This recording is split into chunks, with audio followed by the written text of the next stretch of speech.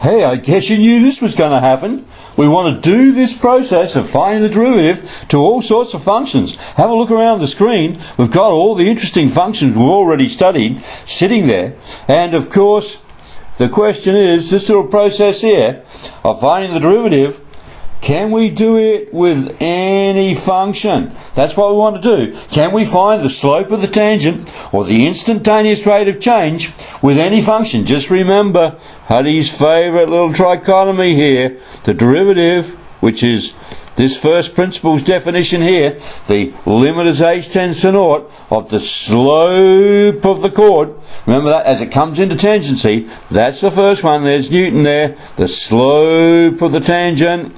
And then, of course, it also means the instantaneous rate of change. So keep those three things in your mind bouncing around there, along with all the other stuff that's in there that probably isn't necessary. But anyway, keep the maths going there.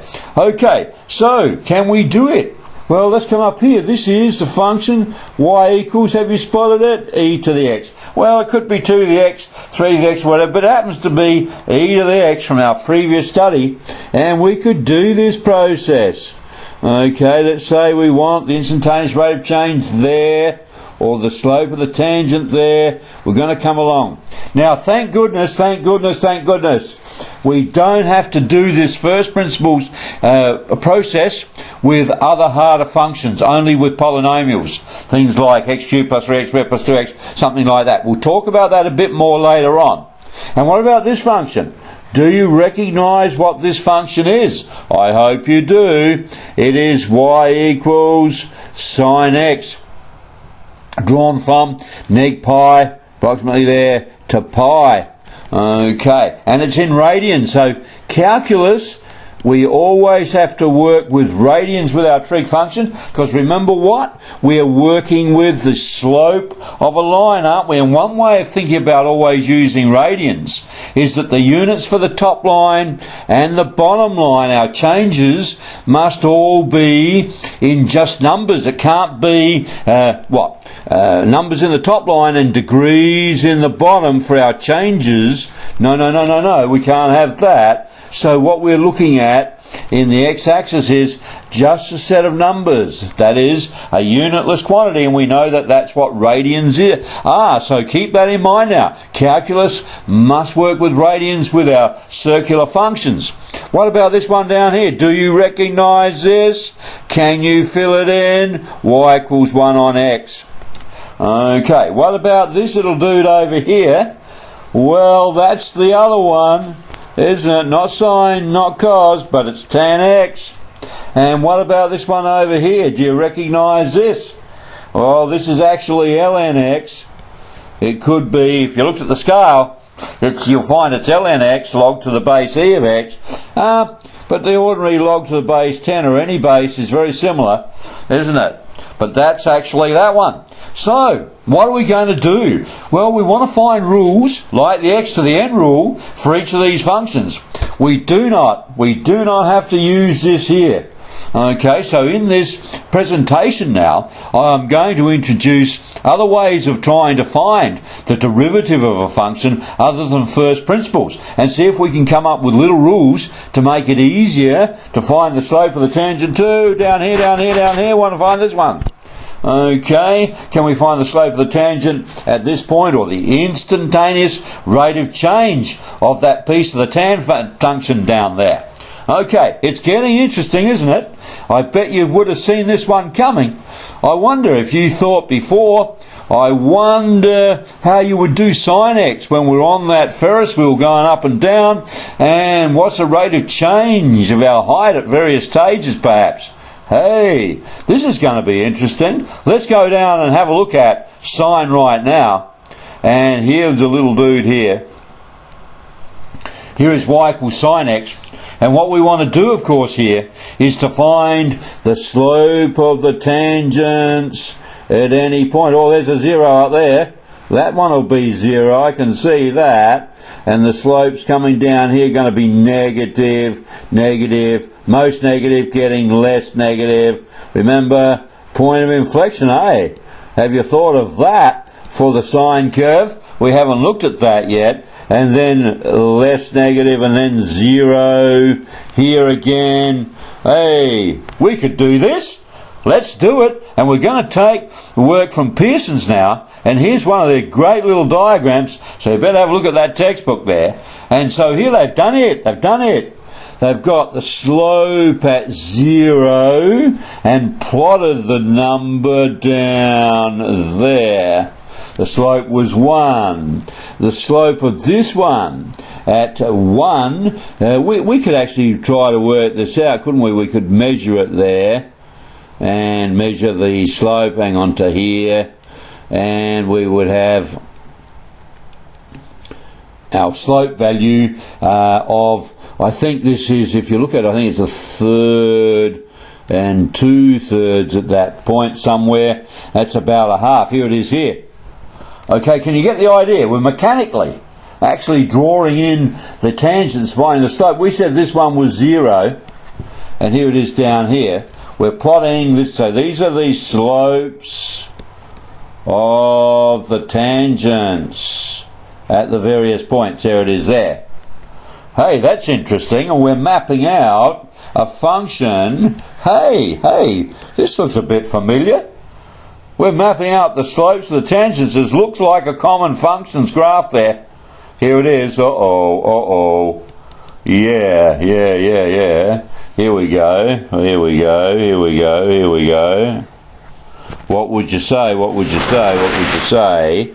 This is what's called an informal introduction. We're not using the f-x here because that's not in this course. It's a bit hard with that, so we're not doing that. We're doing it informally. What do you reckon the derivative of sine is? What do you reckon? What is this? Y equals, looks like cos x to me. Okay, so let's go and check that and have a look on the calculator. Okay, because the syllabus says we don't have to use that first principles definition except for polynomials, and we can investigate the other ones using technology. Okay, so let's go. Here we are. We're in run mode. Okay, it's set up in math format and with the derivative on. So here's our first screen, and then what we're going to do is we want to choose options in here. Okay, and up come these options, and there's the one we want to calculate something, so we'll hit F4. Oh, hang on, well, it keeps doing that, doesn't it? I shouldn't do that. Okay, we hit F4, and then look at, there it is there. Hang on, in here, we've got to just stop that there for a minute and get that right. So having a look at that then, we want this one in here, the derivative, don't we?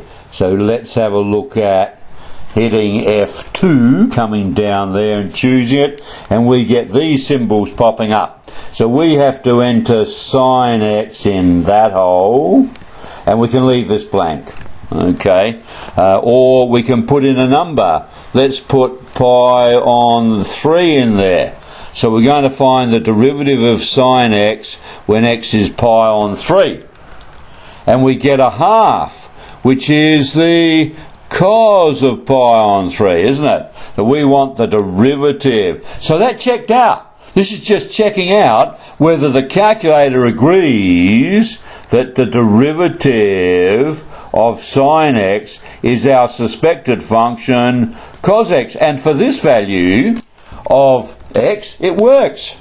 Okay, so that's a little check out. You might say, Huddy, that's pretty rough math, mate. But that's all that's in the course, is just check it out with technology. Let's go and check it out with a graph and see if it's going to match up for all values of sine x. Is the derivative of all values of sine x always equal to cos x here? Let's go down and have a look. I've got some calculators down here for you. Oh, look at that. All powerful there. Okay, so let's go to the graph function now and enter in sine x. Okay. And then again, we want to hit calc, get calc by hitting F2 down here, and then we get this window again.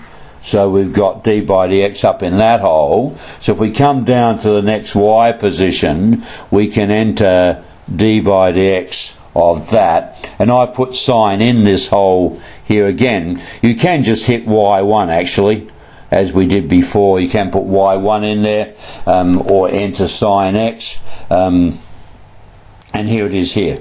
So in the first hole I've got sine x, and the second one there I've got the derivative. Okay, so then if we highlight that over here in this window, and then change, I want to change the type there, the style, so I hit style by hitting F4 and choose dots for it. Okay, so that when I graph those two, I'll be able to sort of find the function and see its derivative and compare them. Okay, so now if I hit execute, I'll get those two graphs. Got all that? Okay, go back and check it later. We have done the derivative on here before. Okay, so here's our two functions. So there's y equals sine x, and here is the derivative of sine x. Okay, gee, that does look like cos x, doesn't it? It does look like cos x. But let's see if we can check it out a bit better. Let's go and draw it again. Let's draw cos x on there all at once. So there's sine x, the derivative of sine x, and here's cos x in that hole there. And I've changed it so that cos x is a real big heavy black one. And look what's happened.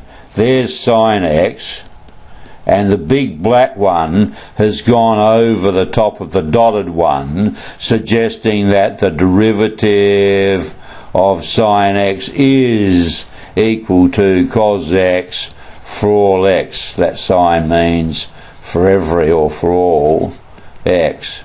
See, the graph lays on top of the derivative graph. Okay, so that's not a bad little check-up, if you like. It's not approved, mind you, using technology, but it is a check-up that the derivative of sine x is cos x for all x. What a result that is. That's interesting. Very interesting result there. Okay, come down and let's have a look at, just from Pearson's now, a summary of that. The derivative of the sine function is cos x, or if you're using y, derivative of sine x cos x. You could have, if y equals sine x, then dy by dx is cos x. That's more Leibniz's notation. Not that you have to remember who favoured one or the other. And of course here it is. You have to use radian measure. We're talking about slopes of chords and approaching the slope of the tangent and so on. So I've got to watch the units there. Must have radians, which is a... Here it's unit free, isn't it? It's just a number. It's a ratio of arc length over radius. The measure of angle theta in radians is arc length over radius. Or in the formula booklet, L equals r theta. Same thing, but there's our definition in radians. So it's unit free, and that's what we need to look at that ratio of the y step over x step in the slope of the chord approaching tangency. Okay, what do you want to do next? Well, have you got it? Do you reckon? What do you want to do? I reckon we'll do cos x next. What do you say? Okay, well, here we go. Tangents. Are we going to use the same method? Well, we could, because we don't have to use the first principles, which is the proper proof, mind you. That's not in this course, a bit hard for this course. But we were going to have a bit of fun with this. Well, we're going to do something different with cos x. Come down and have a look. Here's sine x in here, y equals sine x. And here's y equals cos x. Now, you're a pretty good mathematician here, and you say, well, I'm not going to go back and reinvent all this again. Can I come at cos x from a sine x point of view? Because I know that here's cos x in blue, and it is simply sine x moved back. So cos x is really y equals sine x plus pi on 2. Do you remember that? transformation work. If you're moving in a negative direction, it's plus pi on 2. And this is pi on 2 shift. We did this in transformation work. I hope you remember that. Okay, so y equals cos x graph is the graph of sine x moved to the left pi on 2. So if I want the derivative of cos x, that's going to be the same as the derivative of sine x plus pi on 2. Hey, hang about. We know what the derivative of sine is. The derivative of sine is cos. So the derivative of this one, sine of x plus pi on 2, should be cos of x plus pi on 2. Do you see the reasoning? We're going to convert cos to a sine graph and use our prior knowledge. The derivative of sine is cos. Hey, will that work? Is the derivative of cos x going to be cos of x plus pi on 2? Oh, let's have a look at that graph now. And here's the cos of x plus pi on 2. It's cos graph shifted, here we are, pi on 2. Coming from Pearson's here. So the red one is the cos of x plus pi on 2. And that should work because we know if you think of cos as a sine of x plus pi on 2 and x plus pi on 2, the derivative of sine is cos, so it should be cos of x plus pi on 2. This should be the derivative of cos x because cos x is sine x plus pi on 2. Do you get it? Okay. But hang on. This graph looks a bit familiar, doesn't it? This graph looks a bit familiar. You could say, hey, if this was up there... Oops, hang on, I want to go a bit further here. I'll just see if I can draw this a little bit better. If that was there and down there, what would I have? Oh, no, that would have been sine x. So it looks like this dashed line, the derivative is neg sine x. So the derivative of cos is cos x plus pi on 2, but cos of x plus pi on 2 is minus sine. Do you get the idea there? Cos of x plus pi on 2 is a little bit clumsy, and it's probably best to think of it as minus sine. Oh, interesting math there. We're using this one as Pearson's has because it involves some interesting revision of transformation work, of the intimate connection between sine and cos. That's why we often in modelling don't use cos, we'll use sine, and cos is just a neg pi on 2 shift of sine, isn't it? So there's an interesting arrangement there. And then, of course, if we say the derivative of cos is that, well, we won't use cos, we could use this relationship, which is minus sine from our graph there. Okay, how's it going? We're going to list them all out in a minute anyway, so here we are. Here are the two. Derivative of the sine function is cos. Derivative of the cos function is minus sine. Now this is a bit hard to remember.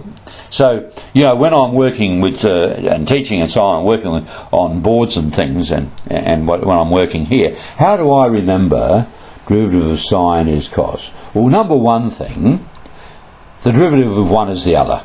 So if you've got cos, its derivative is sine. But the sine one is okay. It's exactly the other function. I'm trying to give you a way of remembering it.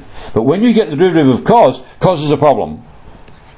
The derivative of cos is sine, but it's a minus. Okay? So think of sine, derivative of sine as friendly. That is friendly do, because it's just the opposite one. Derivative of sine is cos. Derivative of cos is sine. No problem. That's an unfriendly one. That's a problem one. You've got to put in a negative. Okay? A little way of helping you remember when you're differentiating and getting the derivative of sine or cos functions. Derivative of cos is sine, but that's a problem one. It's minus sine. That's the one that's got to put the negative in. Okay? How are we going? Do some exercise later. Not much more in this presentation now. There's a couple of other little functions I want to show you. And what's the first one here, though? The three more in actual fact. What about tan? y equals tan x. We're going to look at the derivation of this one later on in another presentation, because there's an interesting rule which we can use to find the derivative of tan. But there's the graph of tan x from the Casio, and when I put in the derivative, this is what it gave me. Derivative of tan x was this thing. Now, as you remember, we haven't got a CAS calculator, so it won't give you the actual formula for the derivative. It'll just draw the graph, and that's what I've taken out here. Can you see the slopes? The function is always positive, implies the slopes are all positive. Does that agree? Oh yeah, look. Yep. They're always positive on any of these pieces of the graph. All tangents have positive slopes, so the graph is all above the x-axis. That's interesting. Let's put them two together and have a look at them, draw them together in different types here, or style. So here's the derivative dash, this is the derivative of tan x, and the other one is just y equals tan x. Hang on, I should put this in as y equals. Okay, there we are. So that's an interesting one to look forward to. The question is, what is this as a function? Okay, it doesn't look like cos, it doesn't look like sine, it looks like a whole lot of parabolas, mate, but it's not. Okay, anyway, we'll wait. A bit of excitement coming up in the future for you. You might like to research that one yourself and see if you can find a proof for it. Alright, we'll do it later on in another presentation. Let's come down and look at this one. Now this one is exciting. The derivative of the exponential function e to the x. We know this is a special do. We've been doing things with it, and all the teachers at this stage have been telling students, I guess, we're going to find out something interesting about e to the x. Why do we call it the exponential function? What is so special? You've got the other little dudes, 2 to the x, 3 to the x. Why is e important? And we've said e is approximately 2.718. It's a convergent value here where the series converges. 1 plus 1 on n to the n, isn't it? E is equal to limit as n tends to infinity, 1 plus 1 on n to the n. Okay, well, it converges that. So here, well, yeah, well, it comes to that. But the interesting thing, why it's called the exponential function, is to do with its rate of change and the calculus. Let's just make a little review of basic exponential growth curves. Come over here. And we've got b to the x where b is greater than 1. It's going to be an increasing function. As x tends to infinity, the function tends to infinity. So here it is here. Okay, we've done this before. But b to the naught is 1. So it goes through that point. What about coming over here now for b as a fraction? If you raise a fraction to a higher and higher power, it becomes smaller and smaller. So as x tends to infinity, the function tends to naught. It's got a horizontal asymptote there. Well, so is this one, doesn't it? As x tends to negative infinity, because b raised to a negative power, don't like that there, is 1 on b. You can't use infinity as a number. So it's 1 on b to some power. So that becomes a fraction over here on this side. So it's going to decrease. It's going to have a horizontal asymptote of y equals naught over there. Horizontal asymptote of y equals naught as x tends to positive infinity here. Okay, so it's a decreasing function. Right, remember, as x increases, the function is decreasing. The slopes of the tangents are less than naught here. Okay, remember that definition, crossing over there. So that's a little review. And of course, e to the x is an increasing function, because e is approximately 2.718. So what we want to do is we want to look at how these functions change, both in the case of this is like y equals e to the x, and also in the case of decreasing exponential functions. So let's start off with e to the x and see if we can do some maths on it. Now we're going to do the first principles on this one, even though it's not technically in the course. So this is from Pearson's now. Here's our first definition, remember. Let's just do it. What are we doing now? What are we doing? We're saying here, for little old e to the x, well, it keeps coming down here, That's 0, 1. We're going to join 2 points, find the slope of the chord here, the slope there, and this is going to be the value x plus h. This is x, e to the x. This is x plus h, e to the x plus h. We've got the graph of y equals e to the x there. Okay, on these axes. Okay, that's what we're doing. We're going back to first principles. Here it is here. The delta y on delta x for the slope of the chord, or in Pearson's terms, secant. Okay, can we break it up? E to the x plus h is e to the x. They use this as times e to the h. Reverse of the power rule or index law. Okay, now we can factor out e to the x. Out the front, e to the h, take 1 over h. Now, because we're looking at the limit as h tends to 0, as we come in closer, bringing that chord closer to the limiting position of tangency, then we'll stick the e to the x out the front. Okay, because it is independent of h. Okay, as h tends to 0, it has no effect on an h-less term. E to the x does not contain an h. So if we can find the value of this as h tends to 0, we'll get an idea of what the derivative of our function is. Remember what we're doing? We're taking e to the x, and from first principles, we're trying to find f dash x. Not using a calculator, we're going back to the basic algebra, which is not technically in the course. We're doing this one for a bit of fun. Okay, let's go down and investigate what happens as h tends to 0 of that expression there. And here I've got some from the calculator. So if we put e to h, take 1 in the calculator and use table mode in the Casio and set it up, go up in 0.01s, or there's another 0.01 again, and so on, up in hundreds, 0.01s. Okay, we've got that, and let's look at what's happening. It appears that it's tending to 1. Okay, again, this is informal treatment. This is not proper mathematics here. It's informal. The algebra of discussing that is beyond the course. We're not going to bother you with it here. It is interesting. You might go and look that up. So this is an informal treatment. What have we got, though? We reckon it tends to 1. Let's go back to our derivative then. And there's our derivative. And it's e to the x times this thing. And we've said we'll put a times 1. Pearson's used this dot, and we don't always use that anymore because it's confusing with a decimal, using that dot for a timesing. So we would say the limit of that was 1. Oh no! Is this possible? The derivative of the function is itself? Hey, here it is here. f of x equals e to the x. The derivative is also e to the x. Or in Leibniz notation, that. The function has its derivative itself. What does that mean? Well, let's go to a point on the curve. Let's go to 1 here. It's not a very good tangent. In fact, I'm just going to draw that again because it's supposed to touch there.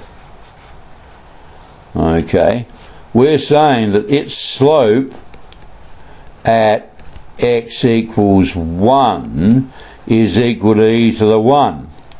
And its slope at x equals 2 is e to the 2. It's exactly the same value as the function has here. Oh, that's a very interesting result. Now we know why it's called the exponential function. That's the only function whose derivative is equal to itself. Now the question arises then, if you had 2 to the x or 3 to the x, etc., what are their derivatives? You've got to wait for that one. Got to wait till the next presentation. We're going to look at those. But the crucial one here is this special one, where we have a function whose derivative is itself. What does that mean? There's an interesting result here. If we had, let's say we had a population like we were talking about before, let's say on a trout farm or 50 or something, we had 50 fish, 25 pairs, and the model was e to the t. That was how quickly it was growing, where t was maybe in months, something like that. And that's a population model. Now let's have a look. P dash t, derivative of that, or you might like to use dp by dt. If we got the derivative now, the derivative of e to the t is itself. That's what we've just said, replacing the variable x by variable t.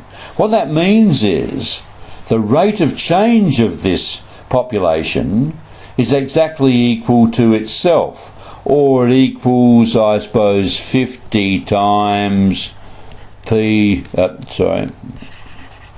50 here, equals pt itself. So its rate of change is equal to itself. It's growing at a rate of growth is dependent upon how many are there, or proportional to, we'll come to later, proportional to the number present. Now that's interesting. And that's true about exponential growth. The rate of change is dependent upon or proportional to the number present. It's exactly dependent upon the fact that the derivative of e is itself. And that's going to give rise to a similar situation for other exponentials as well. And we'll see why later on. Okay, come on down and have a look at the last one here. And you knew it was going to happen, didn't you? It was on the first screen. We had the graph of ln x. So I've drawn it on the Casio.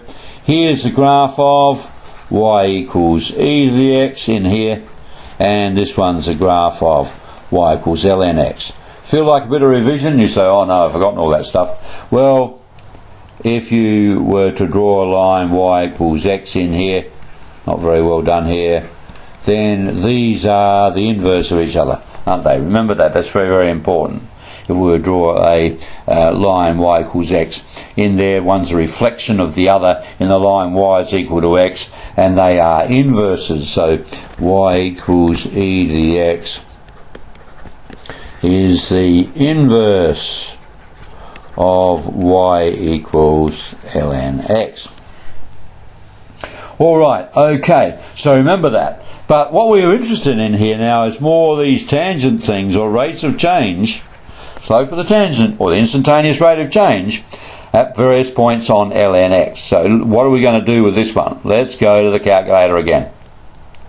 So we're going to graph ln x, and then we're going to put in, using options and calc and derivative, we're going to put in the derivative of ln x. So here's y equals ln x. So this thing must be the derivative of ln x. Hey. That looks a bit familiar, that function, doesn't it? Does it? Let's have a look. Yep, it's 1 on x. Remember that? 1 on x. Now, 1 on x is what's called a rational or reciprocal function. Okay, it lives in here and here. It's got a horizontal and vertical asymptote there. It actually doesn't touch the axis. Okay, so it hasn't done very well there, Huddy. Doesn't touch the axis.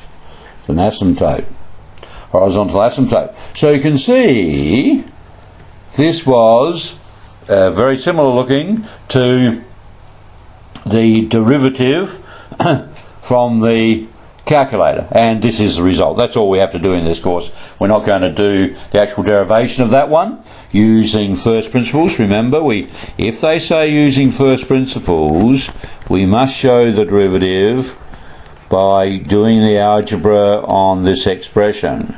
And this is done in Pearson, so I refer you to their textbook there to look it up. But this would be ln x plus h, take ln x, same stuff again, over h, etc. And the algebra is quite challenging there. So if you're interested, go and have a look. Otherwise, what we're saying is the derivative of ln is 1 on x. Okay, let's go down and try and put some of this together now.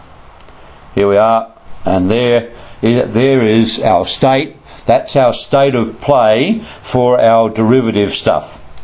Back in earlier presentations we established that in full using first principles. The derivative of a power of x is nx to n minus 1, as long as n is a rational number. So just remember here, if I give you f of x is 1 on root x, you'll change that to x to the neg a half, and then the derivative will be neg a half x. Neg a half take 1 is neg 3 over 2.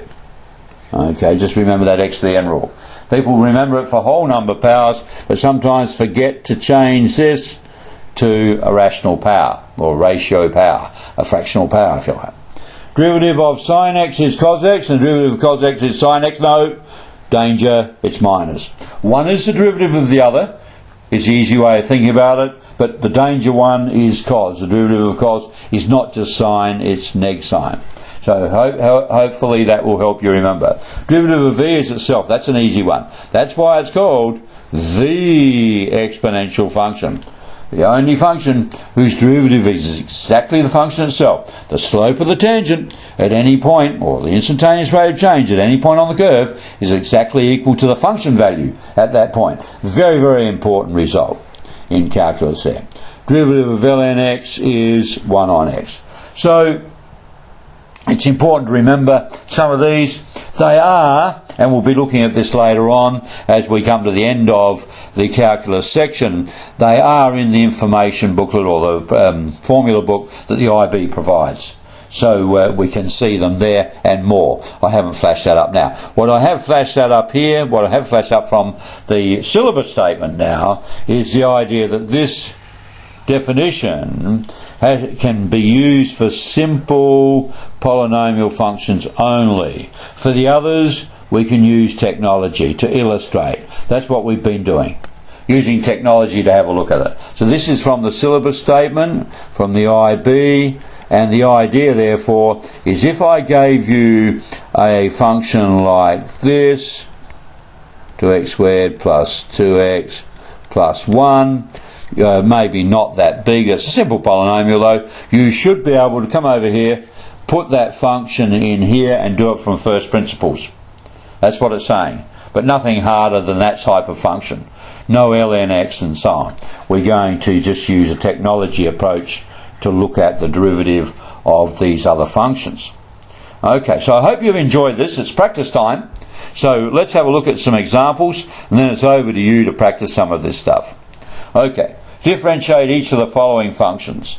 3 sin x take 4 cos x, 5 ln x take 2e to the x, and 6 take ln e cubed on x.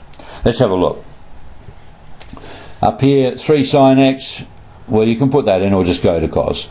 Derivative of cos, sine is cos, and 3 stays out the front, it's a constant. 4 cos x, it's 4 by derivative of cos x, derivative of cos is sine, but with a minus. That's the problem one. And therefore negative times negative is a positive. Just going through term by term as before. 5 ln x is 5 times 1 on x. Take 2, derivative of e to the x is itself. So you could put 5 on x, take 2 e to the x. Okay, get the idea, same as before. Just remembering that if you have a function y equals a constant times some function, dy by dx is a constant times that derivative. You just put the constant out the front. That's what we're doing, isn't it? And remember, the derivative of a constant itself is 0. Just let's recap on that. Graphically, what does that mean? Well, if we had the function y equals 6, it would be this line here. What is the rate of change of that with respect to x? Well, it doesn't. It doesn't change. The slope of the tangent is 0. Whichever way you want to look at it, the derivative of a constant back over here is 0. Now what about this thing? We better simplify this. That's ln e cubed take ln x. Remember that? The log is the power. So if you have two things divided, you're subtracting logs. Alright, subtracting ln's because ln is the power of e. So if you're having two things divided and you're changing them to powers, you will subtract the powers. Remember that rule. So now, it's minus the derivative of this one, and plus here, because minus out the front, and then plus the derivative of that. So here, ln e cubed, what is the derivative of ln e cubed? Ln of e cubed is 3 by definition, isn't it? If you raise e to the 3, what is the power you raise e2 to get e to the 3? It's 3. That's our definition here. What? Ln e to the x equals x. One of the algebraic statements that says log is the power you raise e2 to get the number. So if you raise e to the x, what's the ln of that? It's just the power. So therefore, the derivative of ln x is 1 on x. What's the derivative of e cubed? E cubed is a constant 3, so there is no derivative. That gives us zero derivative there. So it's just 1 on x. Okay, interesting result there. All right, follow it through. Let's do another one. Now, these examples are from Pearson's here. Find the equation of the tangent line to the given function. Okay, so cos x at this point and so on. Let's do it. First of all, we need to know where the point of tangency is. So if we stick x as 5 pi on 6 into the cos function, cos of 5 pi on 6, a bit of revision here. Unit circle, 5 pi on 6 is around there. Working angle is pi on 6. Cos is negative in that quadrant, so we want minus the cos of pi on 6, which is minus root 3 on 2. And you're supposed to know these common values. Remember that. So there's a bit of work here. You need to know the common values and be able to adjust for quadrants. Okay, with the working angle, working away from the x-axis. So there we have our point. Now we need the slope. The derivative of cos x is minus sine x. So at 5 pi on 6, it's minus the sine of 5 pi on 6. The sine of 5 pi on 6 is equal to the sine of pi on 6, which is a half, because that's our working angle over there. So you've got a lot of revision stuff coming in here. So what's our equation? It's going to be y take neg root 3 on 2 over x take 5 pi on 6 equals neg a half there, like that. Or multiplying that up there, and we get their line here, and then we can leave it as that. Oh, we've just gone way down there. Let's just go back. Sorry about that. Okay. So let's have a look at this one now. This function, let's just go up for a little bit there. What was the function? E to the x plus 1. Okay. When x is 1, sub 1 into the function, e to the 1 plus 1 is e plus 1. So that's getting our point at which it's a tangent for a start. 1 e plus 1. The derivative of e to the x plus 1 is e to the x. So at 1, the slope is e to the 1 or just e. Alright, so now we sub in, so it's going to be y take e plus 1 over x take 1 equals e.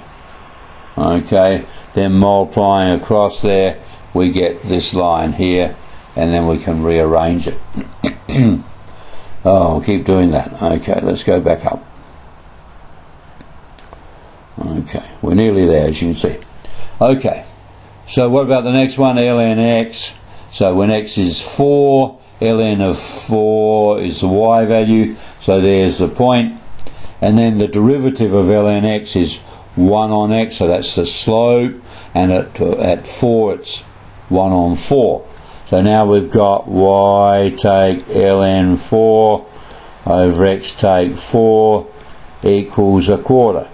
And multiplying that up there, we get this one, and then in mx plus c form.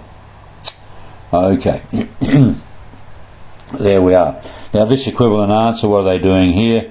I don't know. What have we got here? Oh, they're doing a little bit of rearrangement with ln e here.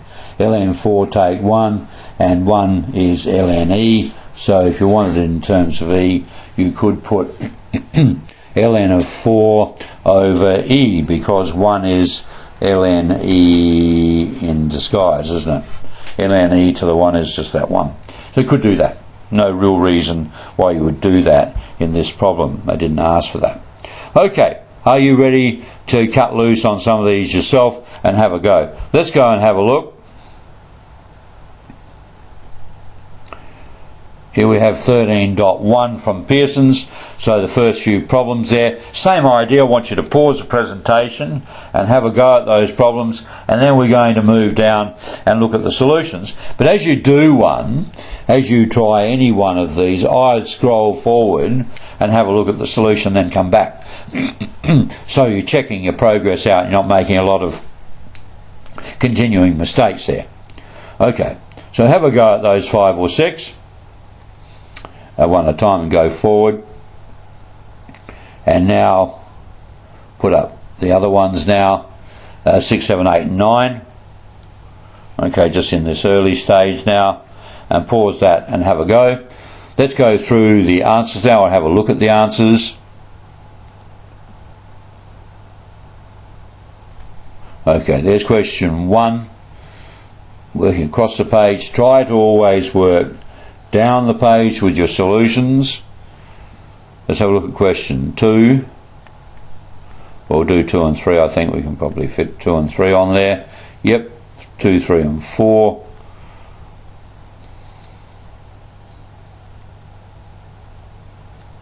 Okay. We'll try and get 5, 6, 7. Can we get the rest of 7 in? Yep.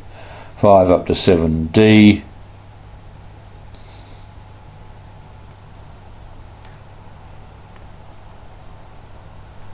E and F.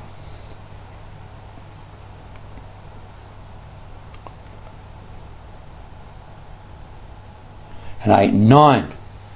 Well, there we have it. Interesting stuff, isn't it? I hope you're getting excited. Can you see the level of maths is getting a bit more sophisticated, a bit more interesting? So I hope you're enjoying that. Practice, go back over and study it. Have a look at the textbook as well. And we're going to go on with some other more complicated functions, because you might say, well, these are all basic functions, but when we combine them, maybe the derivative looks a bit different. So that's what we're going to do in the next presentation. So catch you then. Cheers for now.